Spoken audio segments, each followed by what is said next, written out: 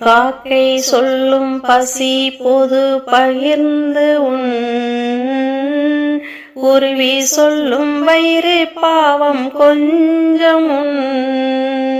கடல் சொல்லும் பேதும் விடு கலந்து பழகு,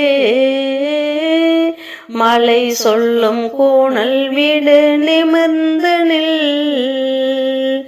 நதி சொல்லும் நின்று விடாதே ஓடிக்கொண்டேரு, பூமி சொல்லும் சுணக்கம் விடு சுழன்று செயல்படு,